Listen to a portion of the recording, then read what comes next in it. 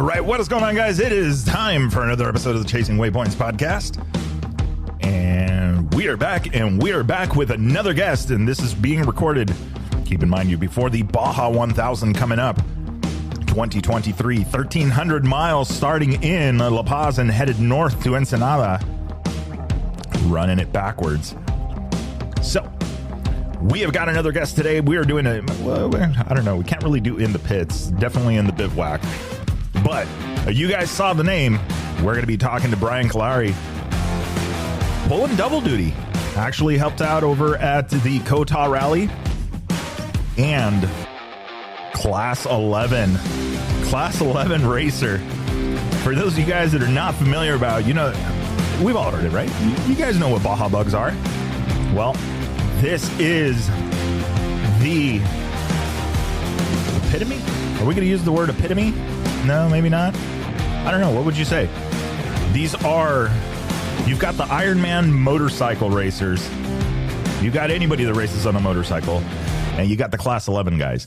And everybody else in between is just about more or less how much luxury you want to have. Not to say that, 130 miles an hour in a trophy truck isn't badass. But when you've got the trophy truck guys asking how these guys in the Class 11 Baja bugs made it through that section, you're doing something right. So we're going to be talking to Brian a little bit about the adventures and what he has been up to in this class.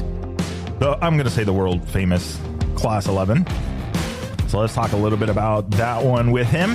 And then maybe we'll talk a little bit about Kota Rally and what the future holds. Looking at some of the pictures that he sent Lizzie. I'll post one up on Chasing Waypoints Instagram. If you guys haven't followed me on the Instagram or followed us on Instagram, you should be. Speaking of things you should do, if you haven't done it already, have you signed up for the newsletter? We've got the newsletter coming up. We're looking for the first edition to start off in January, so definitely want to make sure you guys are in on that one. We're going to be talking about North American Rally and some of the happenings that are coming up. We are at the end of our rally season, and we got rallies coming up next year already, so definitely want to be in tune for that one. We're going to be talking to Patrick Reyes soon about the Coast to Coast Rally. They are going to be first up in February, so we'll be talking to them. But in the meantime, let's get the party turned down. Let's get our boy Brian on the line. And we'll talk a little bit about this year's Baja 1000 and some of the racing. Turn the party down a little bit. Move this over. We're going to do that one. And then we're going to hit the call mobile.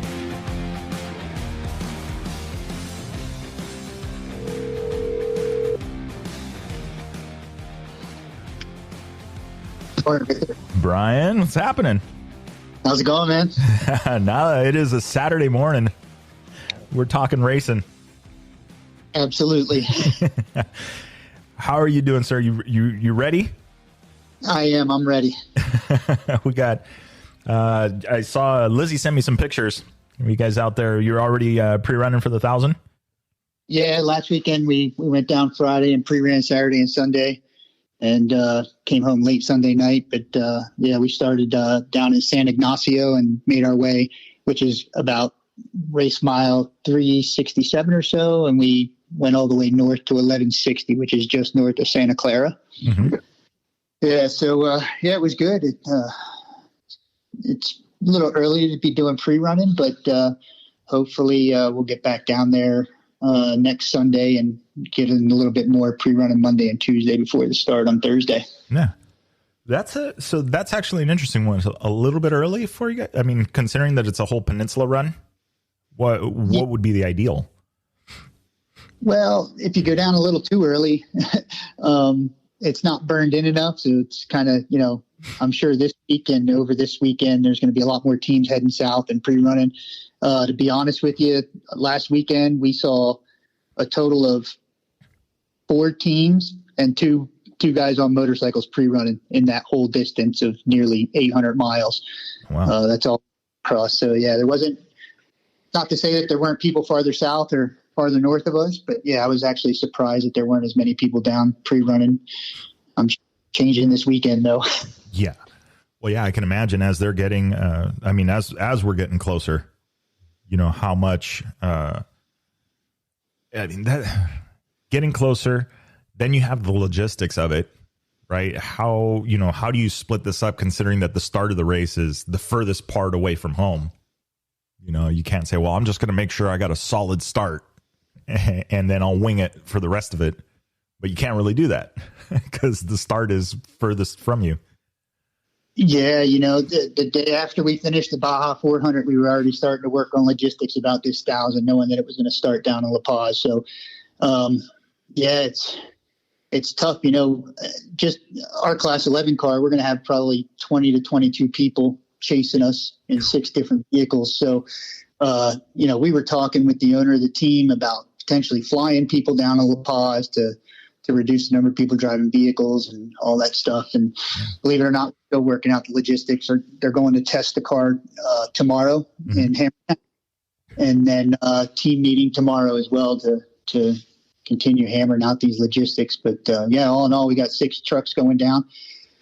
I think the one advantage to this is that hopefully teams are going to, spend 2 to 2.5 days getting down to La Paz, so they'll be well rested going down, and then racing back north. I think it might prove to be advantageous rather than doing the traditional route, racing from north to south, and then you're all burnt out from everything leading up. Then you do the race, and then you got to turn around and drive, 2,500 miles back north to get home for most people. So I think this has some potential to prove advantageous for a lot of teams that like to do these peninsula runs. Yeah. Yeah, I think that's the Baja, right? That's the Baja 1000 that everybody wants to run, is the peninsula run. The 1,000, to say you did the 1,000, but when you say it's the peninsula run, that's the real 1,000, I think, for a lot of people. But yeah, absolutely. And like in the Ironman bike category, I mean, I think there are over 20 entries in the Ironman on bikes, and that's just, to go 1,300 miles solo on a bike is just a monumental feat in and of itself. And I hope a lot of those guys make it. And that I also hope that they're smart enough to know that if they're pushing their body and their mental side of things too much, to, take some time, get some rest, get some food in your system before you continue on. Yeah. To me, there's in the intro you didn't hear, but there's 2 classes. It's the Ironman guys, right, that sign up to literally race every inch of that course by themselves. But then there's also what you guys are doing, what you're doing, and the part of the team you're a part of is the Class 11. So we talk about predominantly rally on the event, but we're on the podcast, but we're talking on, because the Baja 1000 is the Baja 1000, it is what it is. What is the Class 11? Can you shed some light on that, on the car and what that takes? Yeah. So for those that are unfamiliar with Class 11, it's one of the staple classes that's been around since the inception of the Baja 1000 race. It's based on a stock VW platform, 1600 cc VW engine. Most teams in this day and age have converted from high comp, which used to be pretty dominant in years past, and they've gone to lower comp or low comp motors. They say it's a cost benefit, but you can run cheaper fuel and all that. And then over the years, it's actually progressed from basically a stock off the showroom floor VW Beetle with a roll cage in it, and mainly stock components, to now they've given us upgrades to brake systems. We can run disc brakes now. Most cars are all running Type 2 CVs, which are traditionally associated with VW buses. They're a little stronger, more material there to handle the cycling of the rear suspension and everything. Box trailing arms in the rear, a little bit longer suspension in the all around, which has proven beneficial. And the thought process behind that is that over the years, the Baja 1000's kind of gone back and forth with the time limit, 40 plus, to this year we got 50 hours. And some of these upgrades to the car was to potentially increase the finishing rate, because for a number of years it'd be 1 or 2 cars that would finish. So that was the premise behind some of these upgrades to the car. But when you look at the car, it still looks like a stock VW. And you would I've always told people about when I talk about the Baja 1000 and the places I've seen these cars go. I'm still, to this day, I'm amazed. And there's a couple sections this year kind of felt like Hammer Town when we were pre-running the rock sections and all that. But it's the sheer determination of our team and anybody who races Class 11 for that matter. Because you got to envision, like I think entries as of earlier this week we're up to 309. So you've got to imagine that 300 plus other vehicles have already started and are out on the course. Trophy trucks, the unlimited Class 1s, trophy truck spec, all the side-by-sides, and all the classes in between have already gone and pounded over this 1,300-mile course, not only pre-running, but the race itself. And then here comes the Class 11s, right? The most limited car in the entire race, picking up the rear end of it, right? Hoping to make it to the finish in Ensenada. So, it's a huge challenge. We're up for it. We're hoping to have a positive outcome at the 1,000 here. Yeah, that's it's funny when you have the trophy truck guys wondering how you guys made it through. That's the, from the physical perspective, everybody asks how the trophy truck squeezed through these two rocks, but everybody else asks, how the hell did these guys even make it to mile 200? With the silt up hills, rock sections, like you were saying, kind of that Hammer Town vibe where it's just, basically rock crawling. It's a handful. Yeah, it is, and this year they're going north through Fred's Tractor Trail, which they've run in the past at other races throughout the Score Series. And we got there Sunday morning on our pre-run, and we were like, man, I'm kind of glad we're in a VW Beetle because there's some pretty narrow sections there with some pretty decent exposure if you were to go over. And I envision those trophy trucks will be tiptoeing through there for sure.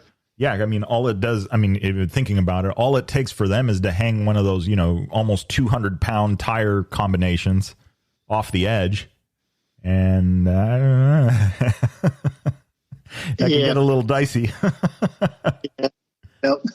So, but still for you, that's not an easy feat. And it's interesting. I was looking at the pictures that you sent over to Lizzie, and I spotted that instantly. I was like, that's not a stock drum up front. I go, no, they're running disc brakes now. So in the evolution of this, is there, in the Class 11, has there been what was the most noted difference? Was it, being able to go to a low compression engine or the brakes or suspension? What was have you noticed that? Yeah, I think, I normally race 1-2-1600, which are tube chassis, limited class cars, with another team I primarily race with. And I'd say probably over the last 4 or 5 years, really the development in the VW-based limited classes has been the transition from high comp to low comp. A lot of people are still working on different cam profiles to draw more power out of those engines. A lot of people are still testing different gear ratios to get ultimate top speed. But I would say probably on average between the 1-2-1600 cars I'm used to racing in the Class 11, they're right there. They're 78 miles an hour to 82, 83 miles an hour top speed in certain areas. But yeah, I would say probably the biggest thing is the low comp motor, because that rule has been adopted by all the organizations in Mexico and the U.S. Where when you talk about the disc brakes, that's kind of limited to the Mexico series that hasn't migrated north of the border yet. So there's talks about that, but there's some teams out there that have cars that they only race in Mexico for Class 11, and they have a car that they race up here in the States, and there's discussion going back and forth about standardizing the rules. Standardizing rules is a conversation that's probably never going to go away, regardless of what class you talk about in desert racing. But it just makes it more difficult. The other thing that's showing itself, and trophy trucks, you would expect that their bodies are all carbon fiber and everything, but now we're seeing carbon fiber hoods and rear deck lids and fenders on Class 11 cars. So teams are still pushing the envelope there to where they can save weight and ultimately get their cars lighter and faster. So it's not just the trophy truck teams that are spending big money. Yeah. which you wouldn't think that for a class 11, but man, there's been an explosion in that in the class 11 cars, just in general. You know, I know that race numbers were dwindling for a little bit. And then now it's like, I even saw the other day, Vic Bruckman, building an 11 car. I think him and Michelle may be racing that here soon. So I'm seeing that it's still growing. You know, who's our guy over here from Shreddy Life? His name. Oh yeah. Class 11 as well. You know, he's always been big into Baja bugs, but you know, class 11. So it's interesting to see. I mean, have you noticed that as well? The numbers growing? Yeah. I would say, yeah, the numbers have definitely been increasing. We're getting a lot more publicity, TV coverage. I mean, you talk about they're racing class 11s at the Nitro Circus series now. Mm-hmm. They're racing it the last few years. They've been invited back to Crandon, and Crandon holds a special race just for class 11s. So that goes back to that Midwest short course racing, which gets some TV exposure there. Mm-hmm. You know, obviously other organizers in the States like Snore and more, they draw big class 11 numbers. Yeah, you know, when you talk about U.S. racing, Snore, they have Rage at the River every year in December, and, you know, they'll draw 30 or 35 class 11 cars and do a shotgun start. You know, you got 35 class 11s all heading north. So downrange at the same time. Yeah. Yeah. So it's definitely been growing. I personally, I've been involved in class 11 since 2003 ish, mm-hmm. and started racing class 11 myself back in 2005. And yeah, I just hope that the class continues to grow. Yeah, which is awesome. You know, getting more racers involved in a limited class, which means, you know, not everybody wants to do, you know, 100 miles an hour in the whoops. I mean, I'm sure they would love to, but it just budget wise, it's not within reach of many people. Yeah. So, I mean, and what about, so have you been more active in the 1600 class than compared to the 11 or? Yeah, this team I'm racing with now, the Baja Beta Beef Jerky team, I got a call from a close friend of mine that I raced the Mint 400 with, and asked me if I wanted to go race the 500, and that's where I've been ever since, the 500, the 400, now the 1,000. But yeah, I primarily raced with a family called the Hendrickson family. I've known them since I started racing class 11, and my friend Dave, their father, he's been racing almost 40 plus years now in all limited classes. And then he has 3 sons, and each one of those sons has a 1600 car that I've raced with over the years. So I typically do between, 3 and 5 races with them a year. Mm-hmm. Yeah, pretty much 1600 where it's been for probably the last 10 or 12 years. Yeah. Yeah, that's always been it's always been an interesting. I think it's a feeder class for a lot of bigger classes as well.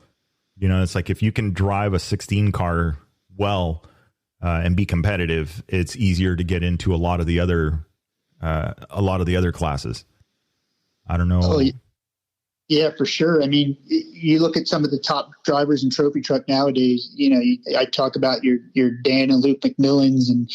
Even Andy McMillan, Rob McCachran, you know, these fast guys, they started racing, you know, back in the day in class 1600s, and they were dominant in those classes. You know, and I appreciate the fact that every once in a while, Luke will go out and rent a 1600 car from somebody and come and still dice it out with us. So, yeah, it's 1600.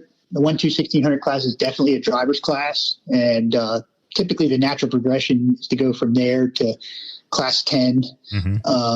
And, you know, most guys, they'll spend a few years in class 10 and then maybe migrate up into a spec truck now. And then, you know, if their wallets can handle the budget, then they'll eventually find their way up into trophy truck. But, yeah, I'd say what makes 1-2-1600 class interesting, it's definitely a driver's class because all the equipment's pretty closely matched, and mm-hmm. these guys scale in their cars to be as close to the minimum weight as they can. Yeah, it's interesting. And believe it or not, there's still a few guys out there that in the 1-2-1600 class that are still competitive even with the high comp motors. So, again, it just goes back to their driving abilities and so forth. Yeah, that's the the not checking up, the going a little faster when when everybody's going a little slower. I mean, that's it kind of, I thought it was a move in the right direction, because I think the whole thing was, I think it came about because of cylinder heads, right? That single ports were getting hard to find or something along those lines. And then, dual port, a little more readily available. I don't know. To me, 1600, I will always remember, and is the Rob McCachran at Laughlin one year. Went out, won the 1600 race, and then came back, and I believe all they did was dump a motor in it and change the tires, a fresh set of the same tire, and then he goes out and beats the 12 cars. Yeah. That's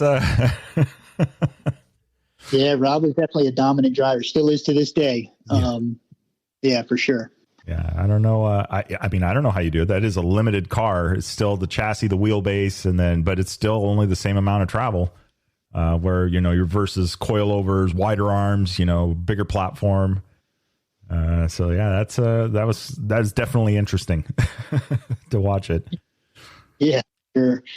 So for you guys, so Baja 1000 still going to be doing, still got a little bit of pre-running to do, working on the logistics, which is, I mean, that's par for the course right now. It just seems like this is just so much different, having to go down first and then everybody come back up versus the other way, where it was, usually start up here. It's easy to get people, okay, I'll cover the first half, then we'll get some guys that'll do the second half, where now it's, I don't know. I don't feel like that's going to be an easy one, but what are you guys expecting, finish time? You think you're going to be right on that 50 hours or? Yeah, I think we'll be pretty close. I mean, just because of the distance and what I've seen of it so far, I mean, somewhere I would guess between that 47 and 50 hour time limit. That's going to be the challenge. I mean, we were theorizing about, we got to get the car to this point within this many hours to ensure that we've got ample time to get through the more technical sections and all that. I mean, today I'm spending the day before you call. I'm sitting here scouring Google Earth right now as we speak, looking, to see what alternative lines are out there and where Score is giving us the flexibility to use alternative lines. And every inch of this course where you can make some time up is going to be crucial, especially for the Class 11s. Yeah. Well, and that was, I was talking to Giovanni Spinelli just before you about it, and how the race course is typically, the stuff south is not as bad. It's like once you get heading south, right? Once you clear like San Felipe, there's a couple more questionable sections, but it's for the most part, the courses tend to kind of smoothen out a little bit. Relatively speaking, not that the off-road is not, it's not glass, but at least it's not San Felipe whoops. It's not the Mike Sky Ranch rock crawling type stuff. It's not, it changes a lot. So is there an eye, like that you guys are already thinking like this is going to be a challenge for us to continue that pace? Is there a place you found yet? I think what you're saying is true. I mean, just looking at the course map and when you really dive into it, I do see that, there's a lot of sections here where you're going to be, 3-5 mile stretches where it's just pretty straight. It's not to say that it won't be soft and silty and possibly whooped out once things get burned in a little bit, but yeah. And I think just traditionally there's more races up north and the courses and the places that we have available to us up north just get used a lot more, which makes it a lot rougher. Mm-hmm. And then, I mean, they did throw in a for the sportsmen and, well, for everybody, there's a couple highway sections that are pretty lengthy. Just understanding that, within the time limit, they can't have you out there pounding the worst of the worst for the entire race. So yeah, I think Score was pretty smart in the way that they laid out the course. And, don't get me wrong, there's still a lot of technical stuff out there and a lot of things that can come up and bite you. So yeah, definitely got to stay focused and don't take anything for granted in Baja. Yeah, no, it's if there's something that I've learned and thankfully I haven't firsthand experience it, but from watching is that Baja's pretty patient and waiting for you if you're not paying attention. So that's and especially, I mean, like a trophy truck misses a down or a single note down arrow, kind of questionable if you even had to have slowed down in the first place. That's not a big deal. But for you guys, racing in a class 11 and just like on the bikes, I mean, it's up for consideration. You don't have the travel. You don't have the travel doesn't afford the luxury of just saying, it'll be okay. Yeah. And the fact that, we're still using parts that are, 50 and 60 years old, like our front arms are stock arms, they have some gusseting in them. And our rear trailing arms are boxed in, but the bulk of the stock components are what keeps these cars together. And it doesn't take much to tweak that stuff. We're bringing a ton of spares with us, and if anything does come up and bite us, hopefully we have ample time to get it fixed expeditiously. Keep on moving. Yeah, and so that's actually an interesting point, is the amount of stock. Like we were just talking about, like, you could, on a motorcycle, you could go buy a bike at the local power sports dealer, throw a desert tank on it and some lights if you're going to go race Baja, and you're in pretty good shape. Some mooses so you don't get flats. You're going to be in pretty good shape to race the event. But you think about, like, in this case, a class 11, a Baja Bug that was built in 1970, 1960, and you're still using those parts, which is crazy. They haven't talked about, like, are you still running ball joints, or is it link pins now? No. Yeah, we're ball joint front end on our car. Yeah. And like I said, the biggest thing there is that we can gusset the arms up front, and in the rear we've been able to box in the trailing arms, which kind of gets a little bit more durability out of things, a little more strength where it's needed. Yeah. Top mounting the shock on the rear trailing arm and everything like that, with the increased travel. So, but in large part, most of it stuff. Even the engine cases are becoming an issue now. Like, there's engine cases out there, but the difference between an original magnesium case and a newer aluminum case, I forget what my buddy Tim told me, but I think there's like a 13-pound difference there. Ooh. So just the case alone. So, that all gets taken into consideration. And then people if you can find a magnesium case, people want an arm and a leg for it. Mm-hmm. Yeah. Which is, it's crazy because not only, again, 60-year-old part, it's not only the fact that you found the coveted AS41 with the dual oil relief, it's that it's salvageable, that you can still go in there. The journals aren't completely screwed, it's not cracked, which is usually what happens. And they're usually like the little tiny micro cracks that structurally maybe don't do anything, but as soon as it gets oil pressure and it heats up, now you got a loss of oil pressure. So instead of building the 40, 50 pounds, you're, I've had it before, you get to the end of your freeway section and the thing will barely do 10 pounds at idle. Yeah. Yep.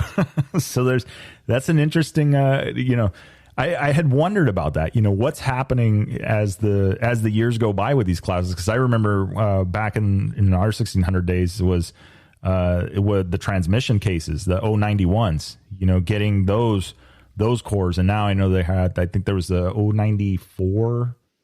Somebody had an aluminum case. I thought I had seen, or I don't even know where that whole transmission game is at.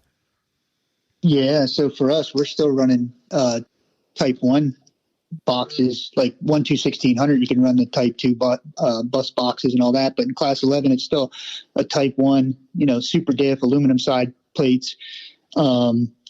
Everybody internals, if you can afford it, everybody's going with Weddell internal components, mm-hmm. ring and pin and gears and everything like that. But yeah, even those get hard to find nowadays, to get up that's still within spec and worthy of handling use in a class 11. Yeah. Well, and that's and again, that's an interesting, and the only reason is because there's not, any class 516, 1216, even back in the day, it was the 10 cars, 12 cars back in the day. That was the gearbox to have. So it's not just the car that Volkswagen designed it for. It's all these racing classes that realize that that's the strongest available option. So they run them dry. Where in this case, Type 1 is kind of like, here, a sand buggy here and there, but definitely not, not as popular as the other ones. Yeah, for sure.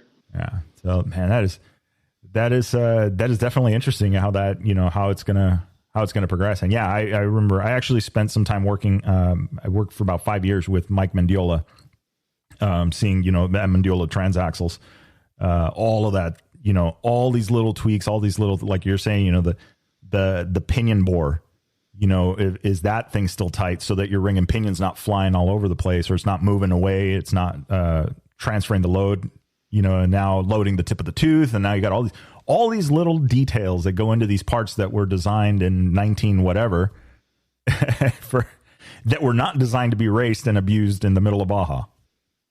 Yeah. It's amazing. It's amazing how it's progressed, through all these limited classes that are still running these VW based parts. It's amazing. When you look at class 10 nowadays, they're all running these, sealed Ecotechs and so forth, which kind of opens things up for them because of parts availability and everything else becomes a little bit easier. I kind of always compare it to, like the LS GM packages, right? You can almost go to a junkyard now and buy an LS block and build it out fairly reasonable price wise.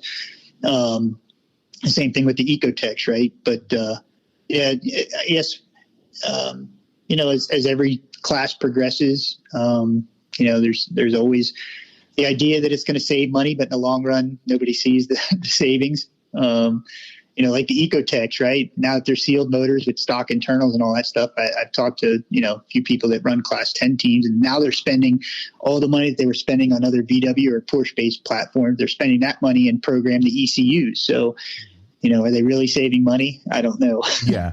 Yeah, exactly. They've gone to a much more expensive ECU on them. I think I had seen some where they had gone, I think it was the Motex or something like that instead of the stock stuff. Yeah.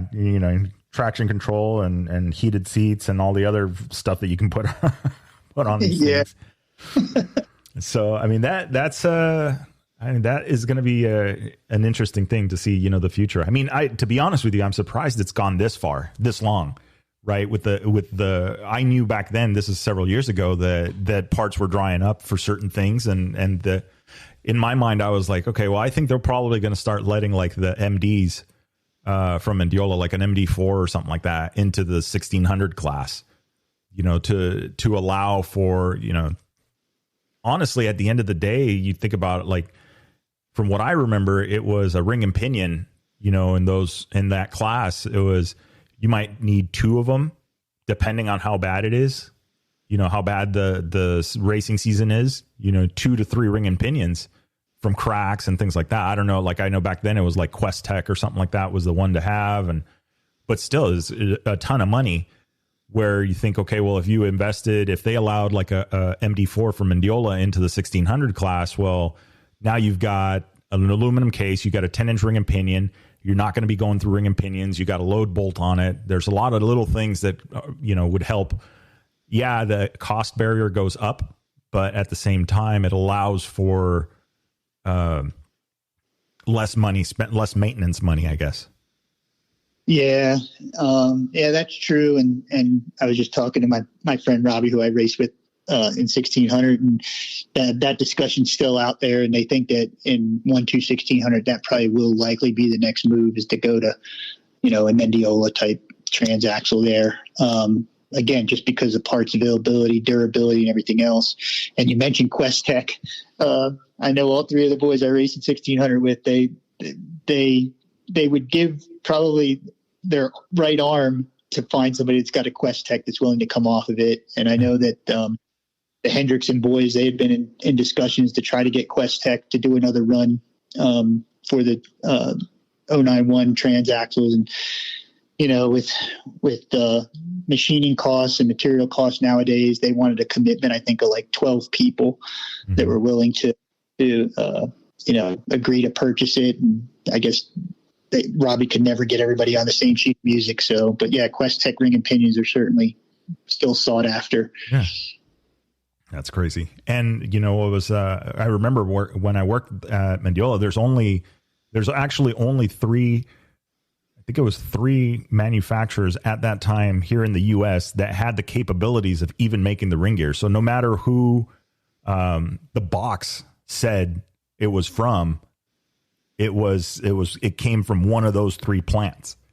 They had the heat treating available. They had the machines to be able to cut the gear, all of this, which is crazy. So yeah, you think like, oh, well, why am I going to interrupt, machining for GM or for any of these other to make these ring and pinions when, that's my bread and butter's over here. So yeah, they're going to be expensive if they got to do that.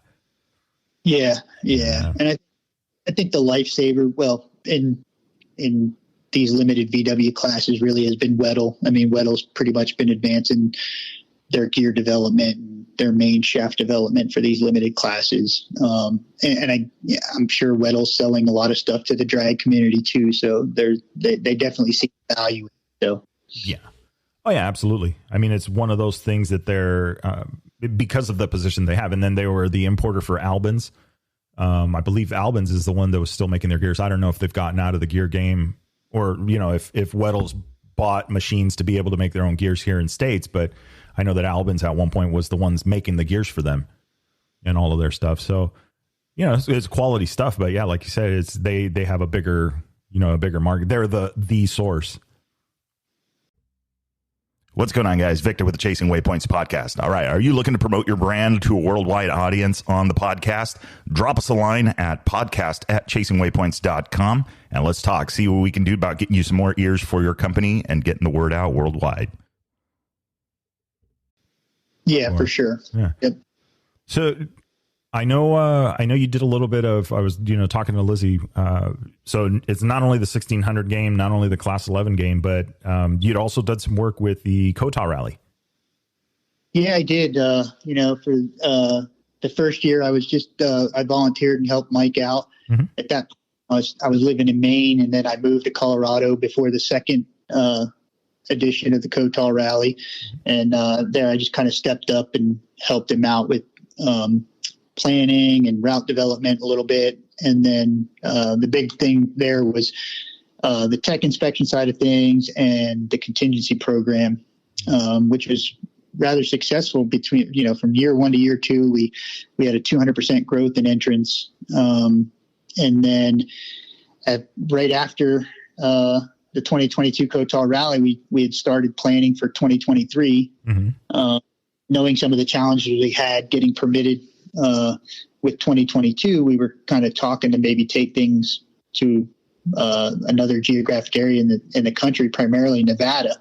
Mm-hmm. So then I had started the draft proposal to the Nevada BLM. Mm-hmm. I had the state rep there, and they were in agreement that we could race through 5 BLM districts and basically circumnavigate the state. Similar to what the Nevada rally did back in the mid-90s. Mm-hmm. So I submitted the proposal there, and we were engaged in discussions, and everything was moving right along, and they were getting ready to assign us one designated representative, so we wouldn't have to communicate individually with all 5 BLM districts. We would go to that one point person, mm-hmm. Who had already spoken to the other 5 districts, and they were all on board. And the big thing with it was they were very receptive to having us come to Nevada. And they were actually proposing, well, when you submit your route information, why don't you give us 2,500 to 3,000 miles?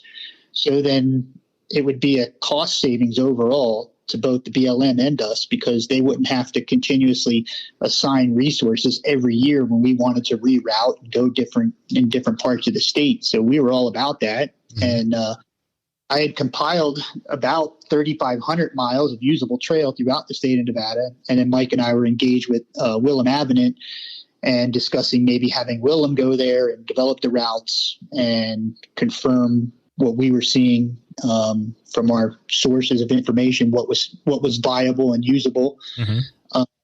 And then that's what the plan was. And I went to the Baja 500 in June. I came back a week later, and Mike asked me to go out to lunch with him, and went to lunch with him. And he basically said that 2023 Cotal Rally was off the table. He wasn't going to do it. He was kind of burned out, and that he was pulling the plug on 2024. So, Mike and I kind of went our separate ways, I guess, and we had different visions of where we wanted to take U.S.-based rally racing. And I see he's planning right now for 2024. It looks like going back to Montrose, Moab, and the Uncompahgre in Western Colorado. So, I wish him luck in doing what he's doing. He's playing to a key demographic market, and that's good. And I wish him the best, right? No hard feelings. Yeah, I think that's, I did talk to him a little bit, and he's some of the stuff that I got, and I've kind of seen it. And I saw something this morning that kind of pissed me off about it was in the Moab area. I guess they've been having a lot of land issues out in that area. And at least the explainer video I saw was that somebody that from the river didn't want to see people up on the rocks camped out because it ruined their experience. And this guy's saying, well, the people in the river ruined my experience. So it's like these land grab issues and who should, the permitting thing, right? I'm used to it in California. You can't have a nice trail out here without somebody wanting a fence put up. And so, it sucks to have to deal. I think that's what I had heard for 2023, that land issues and just trying to get permits and all that stuff. It's a huge, the work that you were able to do and get the BLM. It seems like Nevada's much more friendly for racing type of events, for just off highway vehicle use. I think they see the big picture, right? With revenue that comes in. And then especially with something like Rally, where it's a much more controlled environment.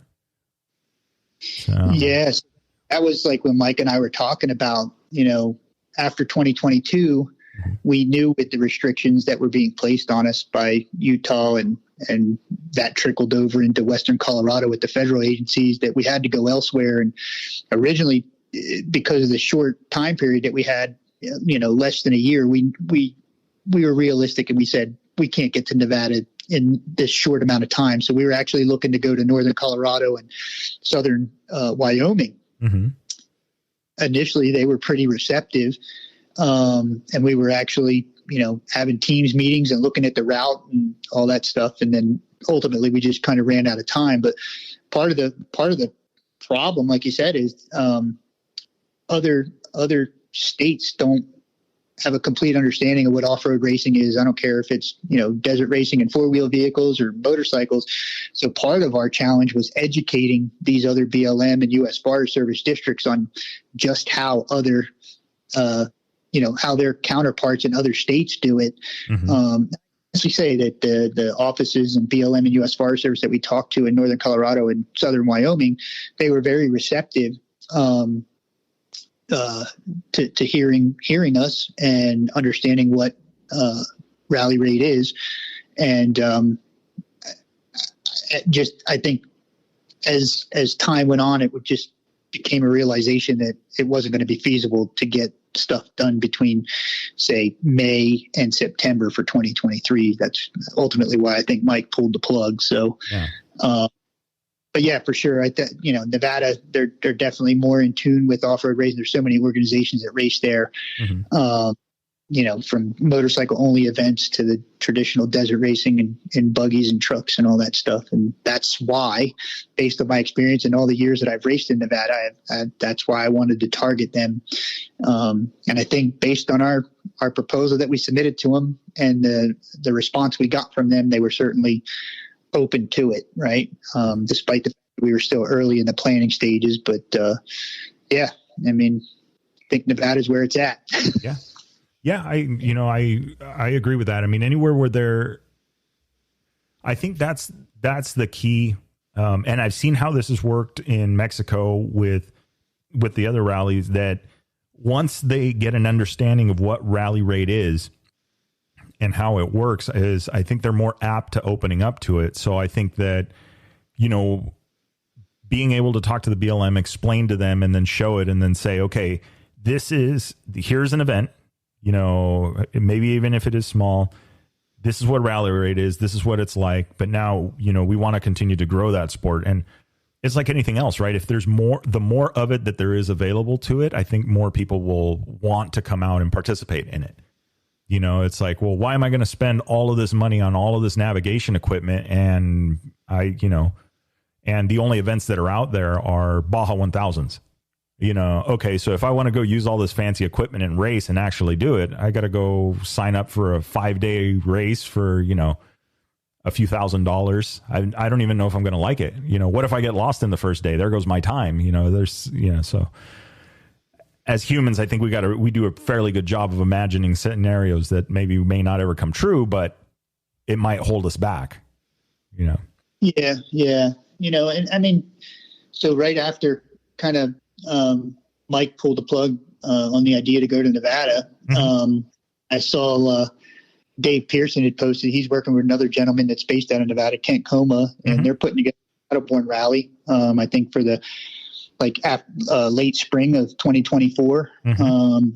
Kent's posted a couple of videos about, he has the same idea, right? Kind of reinvigorate the Nevada rally that happened in the mid 90s. I know currently right now, I believe he's only going to, cross over 2 BLM districts up in the northeastern part of the state.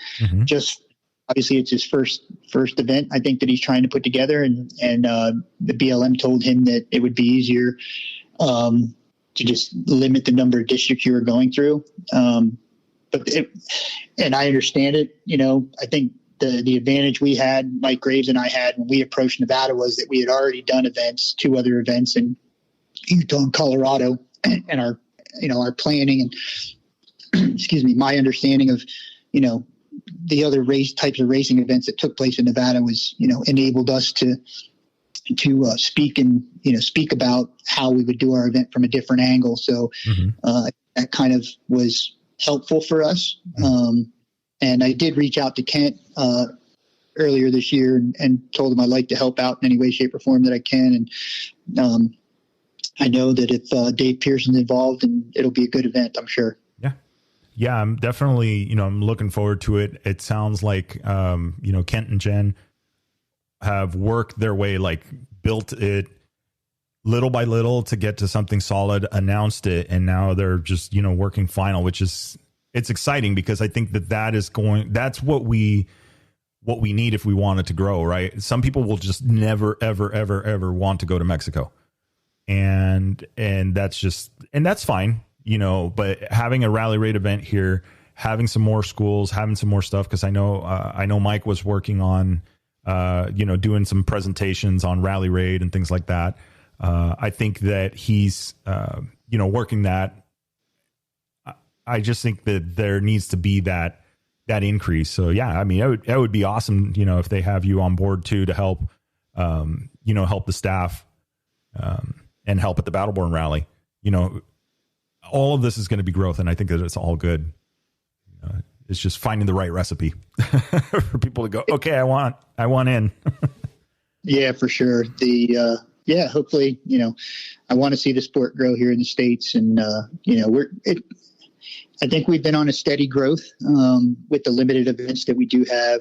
Like you said, Mike ran a couple schools, earlier this year, in light of the fact that he didn't have the event, which was good. It gets more people exposed. And then, I know Willem Avenant's working with Donnie Reddington at School of Moto, May and one other offering early next year. They're putting on a rally training school. So I'll be at the first one. Nice. Yeah. So finish building my bike myself, and look forward to that. Yeah. Yeah. I'm logistically not sure I'll be able to make it. I was kind of bummed about it, but I think that it's, that's what we needed to see. It was perfect. It was a total surprise. I wasn't expecting it. And then I just saw the announcements on it, and I was like, oh, this is perfect. Willem, obviously the influencer that he is in the rally raid circles, and Donnie with their coaching ability, and all around good person. I think it's a really good combination, located in a good spot. I feel like sometimes people feel like, oh, well, if I want to, everything's in Southern California, And this is nice to not see it in Southern California, have it more accessible to more people. Yeah, absolutely. And Willem definitely does have that craft. I know that one of our competitors from Kotar went over to South Africa to Willem's event over there. It was Mike Wilson. I just saw that Dave Black was over training with Lyndon Poskett. So these guys are going to go somewhere to get it if we don't have it here. So we got to do our best to build the community here and get more events and, work with the local and federal governments to get them to understand and educate them a little bit about our sport and see some positive growth in the future. Yeah. Oh, no, absolutely. Absolutely. And speaking of which is interesting. What did you build? You said you just built a bike for this? I'm building it. It's about 85% done. I'm old school, just like Class 11. So I'm building a 98 XR400 just because it's a proven desert platform. Yes. Nice. Yeah. I got, thanks to a Chirby's and Rally Moto Shop and F2R and all those guys that I was able to establish relationships with through the Kotal Contingency Program for coming on board and helping out, Baja Designs, and so forth. So yeah, I'm coming off of a ACL surgery from skiing this past winter. So by February, I'm hoping to be back to 100% and get out there and get my bike done and hopefully get in a little ride before I have to go out to Donnie and Willem's school. But if not, I'm going to give it my best effort. Yeah, dude, that's I definitely want to see the pictures of that. This is horrible. I'll tell you the thing that's horrible about having a podcast on bike builds, and I love tinkering with shit. And anytime I hear of a bike, like I just literally got off the phone with Giovanni and I'm like, oh, look at that. A WR with that 3.2 gallon. Yeah. And you do. And he said the suspensions. So next thing I'm looking at, I wonder if there's any used bikes in the area. And the XR400, what you're doing for the same exact reason is like, dude, that thing needs oil. And even that's a question mark. Those bikes are so bulletproof. And it's just an old school bike that works really, really good. So in my mind, I always pictured a old school XR400 with even going with like a MIG Tech. I love the F2R stuff, but going with a MIG Tech aluminum, just an old school looking roadbook holder, a couple of Icos. Is it the Chirby's, the Elba? Is it the Elba 2 light? It's their square one with the big number plate. Oh yeah. That old school looking light. I mean, just like an old school looking rally bike, something from back in the day. I'm like, that would be a bitchin' bike to build. But yeah, no, I still have my heart is still back in the day when Dakar was running the big BMWs, and I keep beating Castera up to bring back a vintage bike class because man, there's you go on social media nowadays and you see the guys with the old school BMWs that are being built, HPN replicas and the Tenere, the old Teneres from Yamaha and all that stuff. There's a lot of those bikes out there, man. I think that if Castera could find it in his heart to bring a vintage bike class back like they did the cars, man, I think they would have a huge turnout. That would be, I think that would be rad, be able to see all these. And the problem is, I love that idea and would love to see it. The problem is that like any true adventure bike, 0 to 100 is very, very fast. I know these 450 MX bikes, but man, it takes work for them to cross that finish line over 100. A big adventure bike is not going to struggle to get over 100 miles an hour. And I know they're all about, backing it off and the safety and all this stuff, but it sucks that that's the, that could be one of the holdbacks, the CCs. Cause it seems like that's what they've been doing every few years was, well, now you got to run this. Now you got to run that, I think we're a few years away from, 250 cc's. Yeah. Right. Or electric. They can figure out. Yeah, exactly. Yeah. Some random rule that you're like, what? Wait, huh? No. Yeah. Everybody's got to run a 1350 gearing. That's the, and you have a rev limiter at 14K. So you can't get too, can't go too wild. Yeah. But nice. So that is an awesome bike build. And how went through the motor, all of that, or we just, I don't even know if you need to go through those motors. No, just, stay on top of valve adjustments and all that. And then, I had Warren Healy go through all the suspension. From Warren Healy from EnduroSpec went through all that, got me all set up there, and just upgrading minor things. I got the Highway Dirt Bikes Tower kit, all aluminum, and steering stabilizer, bars, levers, trying to upgrade all that stuff. And then, I'll get out and ride a little bit and see. I bought, as soon as I bought it, I started tearing it apart. So the only time I rode it was around the street from the guy I bought it from for like 5 minutes, and then loaded it up and brought it home and immediately started tearing it apart. So, and then I'll see how it handles going through Donnie and Willem's school. And then, if need be, I'll maybe send it off to Al Baker's XR for a little massaging, or San Diego Powerhouse or something like that. So we'll see. Yeah, I know. No, and man, I know these things are a rabbit hole, because you can get, I know they have the heads, they can weld the fins on them to have them cool better. And I mean, there's a couple of them for sale in Lake Arrowhead. And I mean, I'm telling you, this is an expensive podcast. Yeah, years ago, probably 10, 12 years ago, I had an XR 650, and just for me, I'm a smaller statured person, and that was a beast to handle for me. And so I decided to go with the XR 400 this time around. Yeah, I think that is it's like, I think it's the right amount of horsepower. It's just the right bike. I think I had, and I'll tell you, I kicked myself in the ass for this one. A friend of mine, Gnarly Dave, was able to score an XR 600R for me. Disc brakes, the thing was good. She smoked ever so slightly, but good bike. And I just sat on it for so long that I got to the point where I'm like, well, that's just money sitting there. I should sell it and I can use that money to go. And now I think about it and I'm going, it was the perfect price. It was a smoking deal. And, I let the bike go. And I'm just like, man, I think of all the possibilities. And you think like, well, if I wouldn't have, had dreams of, having it fully rebuilt and powder coated and blah, blah, blah, blah, blah, blah, blah, it could have been running by now with a rally setup on it. Yeah, for sure. Well, Dave, he just went through that beautiful rebuild of his former Dakar bike. Oh, yeah. Yeah. The Dakar Bomber. Yeah. That thing is, that bike is just so tricked to see. I got to see some of it taken apart and what it looks like and all these little details. And it's just crazy to see the attention to detail and the little things that they do to these bikes. It's still the 450 that, you could have bought, but there's these little things about it that are not the 450 you could have bought that make it HRC. When back in the heyday, when Johnny was, the dominant force down in Baja, and then kind of expanded his way over and found himself competing at Dakar, at that point in time, he had a lot of support from Honda and they still do. So, you've seen how Johnny's progressed over to helping Ricky and all that. So, yeah.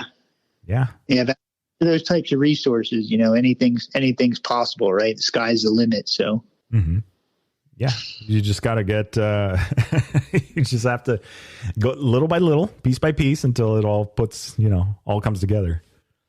Yeah. But the funny part about Dave's story, obviously he's got a relationship with Johnny, and the fact that, he'd stumble across something that he needed, and, lo and behold, he calls Johnny, and Johnny goes digging through the garage or the warehouse, and lo and behold, they've got a spare. Right. So yeah, that was awesome to see. Yeah, being able to get, and especially on a bike, that's like Gen 1 rally bike. That's, not a lot. No, there really are not a lot of those bikes around. So, yeah. Sure.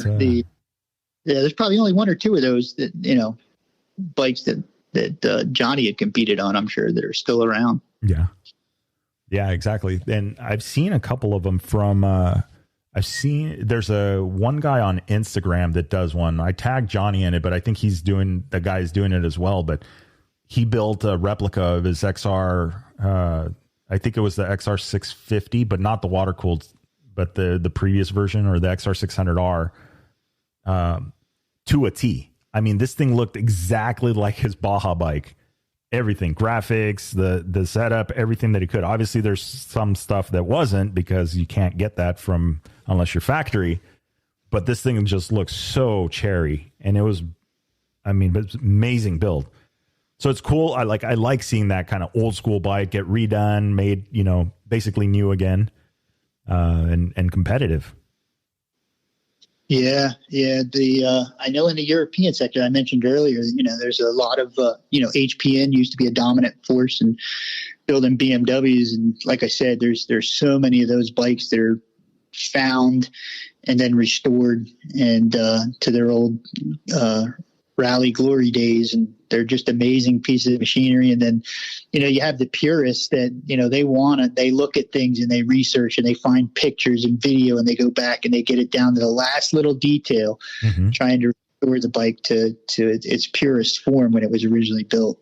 Yeah, which is crazy. I mean, it's cool to see it when that happens. Like, I know there's a guy in that I've been watching on YouTube, and he does that kind of thing. Like, he'll come across some barnyard find of I think the last one he did was like a KX 250, and same thing. I mean, the thing, he just shows the pictures and it just all beat to hell, like plastics faded, and he goes through the whole thing. That's his whole YouTube channel, is he just cleaning everything. He does it himself. He rebuilds the forks, rebuilds the engines, does all of this, burning the plastics with the torch to get the color back and all these things. And then you see what he started with and then what he ends with.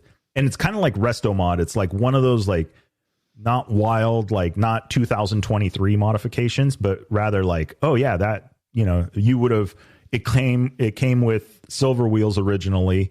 And he swapped them out for some black wheels, something that could have happened back then. And the bike just looks cherry, super awesome. And so it's cool that there's a whole vintage thing. And I agree with you. It would be really awesome to see a lot of these vintage bikes back, some of these rally bikes, some of these other, and have a home for them. I know that there's the vintage 1000 that they run. That would be kind of cool, to be able to do some kind of road bookie stuff and do some different rides with an old bike, air cooled, carbureted, pain in the ass to start, unless the combination. Yeah. Right. Yeah. Yep. So nice. Yeah. So what's what's next for you? I mean, you guys, you're counting down the days, right? When do you guys leave for the 1000? Yeah, so I'm actually, I would have stayed in California with my buddies, but I had to come back. I still have to have a job to be able to afford some of these things. But yeah, heading to Illinois for work this week and coming back home Thursday night, turning right around and Friday morning, flying down to Palm Springs, California. We're loading the car in one of the chase trucks, and we're heading out first thing Saturday morning. Going to get down. We've got one of our co-drivers. They're going to pre-run from, I think, 300 to 550. Either Sunday if we can get down there, or first thing Monday. And then one of our other drivers is going to do, I think, Tuesday morning. He's going to pre-run the start to 300. It's pretty cool. I just want to make a plug, and Victor, I'll send you the link once I get it. But the team, Baja Vida Beef Jerky, they hired a media team. So we put Starlink on the Class 11 car. So we're going to be live feeding. No way. Yeah, yes. Their signature sponsor of the Score Series as well. So they're going to be feeding the Score as well for live feed in that. Look forward to that. And then I think I'm at liberty to say it, but if anybody who knows Score International watching the race, Rat Salt, he's the announcer that typically does the start and the finish. I think Rat is going to be our guest driver doing the first 50 miles. So nice. So looking forward to that and working with Rat on the team and everything else like that. And other than that, I just want to give a huge shout out to, again, Baja Vida Beef Jerky, Eric Brandt, the owner of the company, and Chris Voorhees, who manages the racing program, for giving me the opportunity, and the numerous people behind the scenes that made this happen for us. Couldn't do it without them, for sure. Yeah. No, that's okay. So much good stuff. Class 11 live feed, Rat Salt driving the first 50 miles. It'd be cool to see him out in there. And then the Baja Vida. And I have to say, I'm trying to remember it was the spicy one. I'm trying to remember which one of these Gnarly Dave gave me one of the boxes. I don't know how many comes in, 6-pack or whatever. Yeah. Yeah. Straight up confiscated it, like hid it in the house. After I tried one, I go, no, this is free. It was the Lyman Serrano one. I was like, oh, dude. So that's good jerky. I like. I'm a fan of beef jerky, and so I'm always happy to find another brand or something that's good. So yeah. Yeah, for sure. Yep. And then, what, mango now too? What? Yeah, I think mango, orange, the Serrano pepper. Like you said, I think there's 5 or 6 different flavors now, and their distribution's growing. They sponsor more than just desert racing. Those of you who know Baja Vida from Score, Larry Ragland drives a number 43 trophy truck for this racing, up with Toby Price and Paul Wheel and the all-wheel drive Mason. So there's a special livery coming out on that truck for the Baja 1000. Nice. And then they sponsor short course truck in Pro 2, I believe it is, or Pro 4. I think you'll see the Baja Vida sticker on Mark Samuel's 7X team down in Baja 1000. Nice. There's a lot going on behind the scenes with Baja Vida, and their distribution's growing. They just got a huge deal with Albertsons and Safeway, so hopefully we'll start to see it migrate across the country and not just in the southwest part of the country. Dude, that would be rad. And they're local here in the Southwest, or where they? Yeah, so they're big beef processing plant. One World Ventures is based out of Brawley, California. Nice. And they really pride themselves on single source. So they own the cattle, they own the feed company that feeds the cattle, they own the processing plant, the packaging plant, a huge international market that they sell to. They also do packaging and branding for other companies in the beef industry. But yeah, just a phenomenal team of people behind the scenes here. Nice, dude. That is awesome. And I like that it's like you said, like single source. They have a control over everything. You can, they can pick, choose, move, do what they need to do, for it. Because sometimes, you don't know what they're putting into these, into some of the stuff you eat. Yeah, sure. Sick. Awesome. All right. What do we, so we got Baja Vida. Who else is sponsoring the team and working with you guys? Let's give them a shout out. Yeah. So, BF Goodrich, Vision Lights, PCI Race Radios. Trying to think. Obviously the Starlink with the media team. That's it. There's one other just evading me right now. No, we'll get him.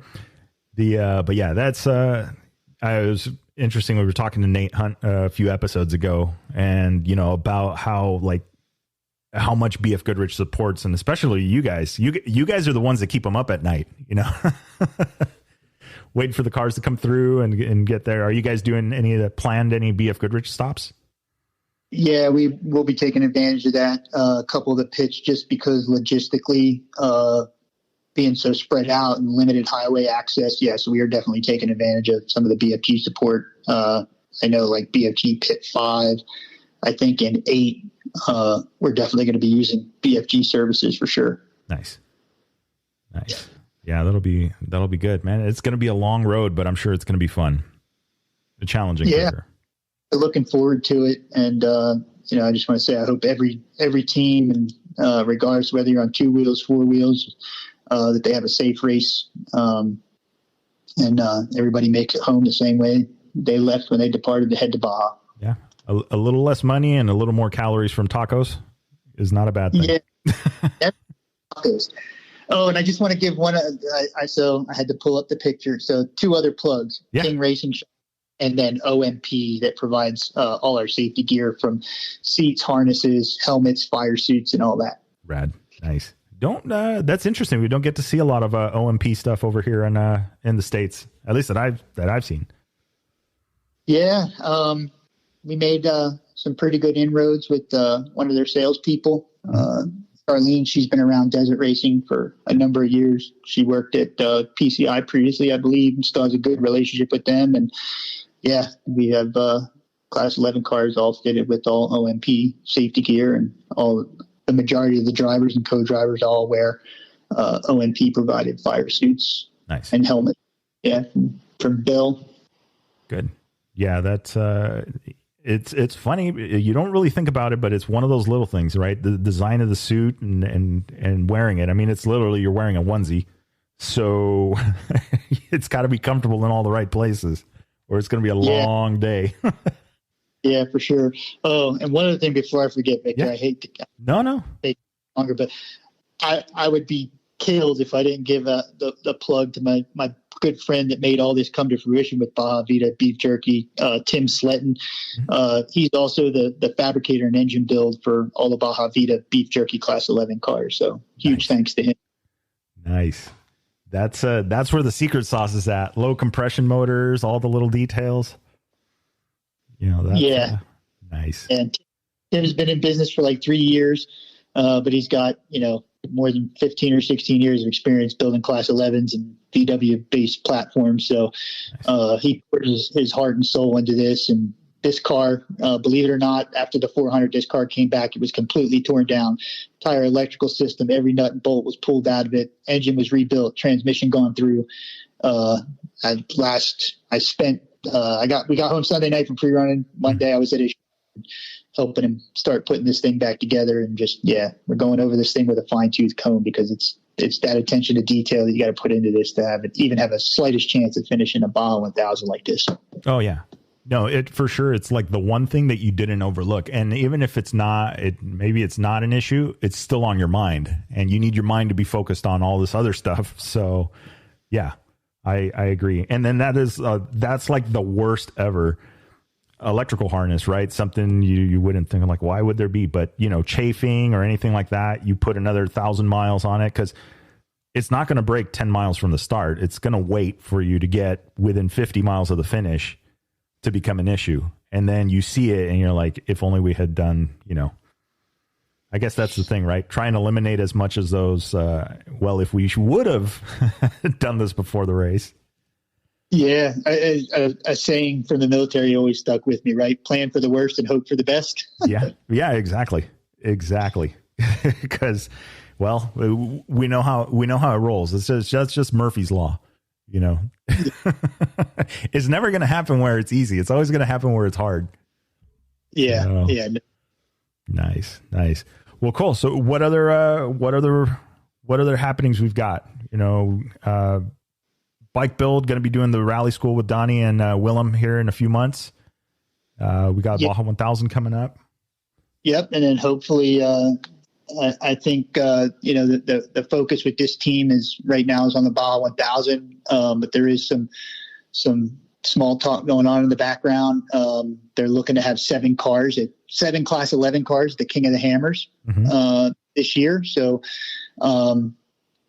I might find myself there with this team. If not, the team I normally race with, the Hendricksons, they also have a Class 11 car. I'll probably be racing that with the middle son, Jeremy. And then hopefully as we get closer and closer to this Battleborn Rally, hopefully Kent will take me up on my offer, and I'll find myself down there helping in any way, shape, or form. And regardless, I'd like to go down and check that event out anyway, maybe shoot some photos and stuff like that down there. But that's it for right now. And then I think later in the year, the oldest Hendrickson boy, Robbie Hendrickson, we're having a brand new 1/2/1600 car built by Pallone down in Mexicali. Sourcing all the parts and components for that. And our first race for that will probably be Rage at the River 2024. Yeah. Dude, that's interesting that I saw some posts of the Pallone cars, and those things look nice, man. That is a really good looking car. Yeah, it's got a lot of. If you're familiar with Romo 1/2/1600s, there's a lot of similarities there from a design perspective, and that's in large part Pallone used to work with Romo, so. We're going out on his own, but every one of those cars coming out of Pallone shop are beautiful pieces of art. And Robbie was going back and forth with 3 or 4 different chassis builders before he landed at Pallone, and we're looking forward to it. Yeah, that's gonna be a fast car, that's for sure. Low comp, and then am I seeing this? Is everybody still running the pizza cutter tires, or are we graduated to full size tires? No, we're still running Yokohama Super Diggers or whatever they change the name to nowadays. Yokohamas. Yeah. Some other teams that we race against, like the Boyers, they've gone to the same size BFGs on all four corners, and a couple other people have tested that theory. I know the Hendrickson boys aren't firm believers in it. They think the Yokohamas float over sand a little bit better, so they're diehard with tires. Yeah. No, that was always the thing. They were great. The Super Diggers always being great in the sand. Wear wise, not necessarily the best, but that was and light though. That was the other thing too. And especially in a limited car class, less rotating mass. Yeah. Yep. Yeah. Which is, for those playing the home game, what is it? 1 pound of rotating mass is like taking 2 pounds off the car static. So, and that's a big difference in tires. You'd be surprised the weight difference from one tire to the other.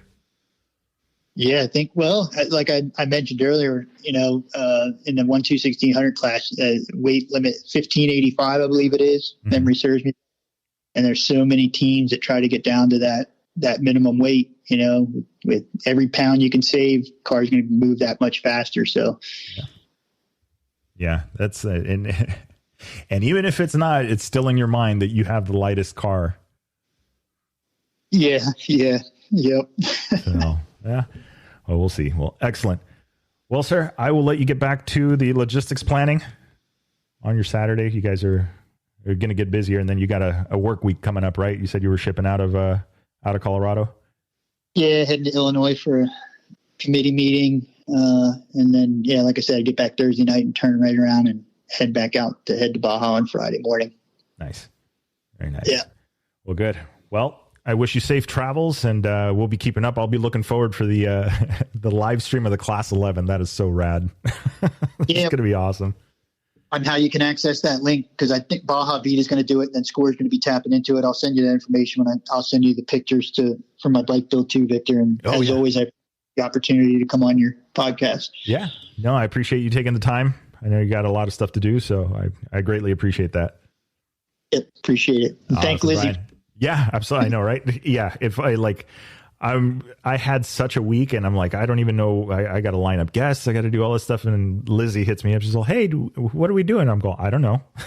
Next thing I know, it's like, okay, you've got one at this time, one at that time, and one at that time. All right, perfect. So yes, she's helping out a lot. So shout out to her. Awesome. All right, Brian. Well, thank you very much, man. Enjoy your weekend. And again, safe travels. All right. Thanks, Victor. Appreciate it. Thank you. Yep. See you. Bye. All right, so there you have it. That was Brian Calliari, Baja Vita beef jerky, doing that Class 11 thing down at the Baja 1000 coming up in a few days. Remember, that is November 16th. That is coming up very, very soon. You guys will be listening to this episode, I'm going to say probably the week before. I'm going to try and get a special update with none other than Andy Kirker between now and then. You'll see that probably as in the way of a bonus episode. And we still got a lot to go on the rally side of things. We are not deviating from that as well. But the Baja 1000 is the Baja 1000. And we definitely want to showcase some of the stuff that these guys are doing on the motos. And then, you know what? The Class 11 guys, Brian, really, really cool. Being able to get a little bit of insight into the Class 11s and what these guys go through. It is a mind game. It is a endurance race. It is racing to the finish line to get to the finish line. The furthest one is like in Class 10 and all of these other ones is that the cars can be delicate. They can break, some easier than others.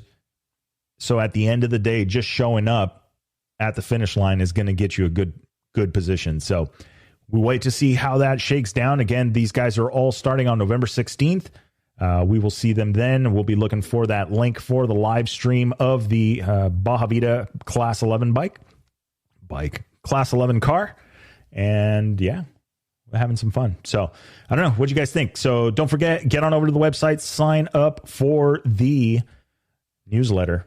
And if you guys are hearing this now, I'll jump out of the bag right now. We are working on some new projects. So we will get more information on that. I'm not going to let the cat out of the bag yet. I will announce it probably in that special episode. I want to get a couple of more things lined up, but we got a lot of stuff coming. So stay tuned to the podcast. If you haven't already, make sure to like, share, subscribe. What was your favorite episode? I do have a mission. If you guys are still listening to me, if you haven't already, you need to rewind back and you need to find the episode with Mo Hart talking about his Dakar journey. He was one of the American Rally Originals that competed and finished in the 2023 Dakar Rally, completing every kilometer of that thing. And he has got an absolutely great story. It's a little bit of a longer episode, but if you want to know what it takes to finish the Dakar Rally, that is going to be a great starting point for you. So go back and check that episode out. Again, it's the episode with Mo Hart talking about his 2023 Dakar Rally. That is the number 3. It is the third most listened to episode. I want it to be number 1 because Mo's got a great story. I hope everybody has had a chance to listen to it. And if you haven't already, you need to rewind back to that one and give it a listen. So with that being said, guys, remember, it'll make sense when you get there. Enjoy the ride.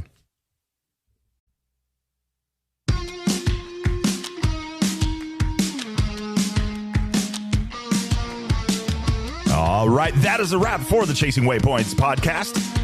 Hope you guys enjoyed the show. Looking forward to our next one coming up. Remember, if you are out riding, do not forget to tag us at Chasing Waypoints. Hashtag Chasing Waypoints. And if you haven't already, get on over to the website. Get signed up for the newsletter, The Bivouac. North America's Rally Raid and Adventure Riding newsletter. Hey, let's have some fun. Let's find out what are you guys up to. Let's get you featured.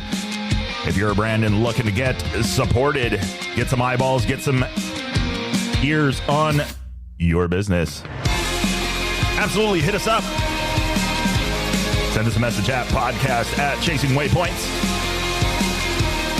But anyway, that is a wrap. Remember, shiny side up. See you guys.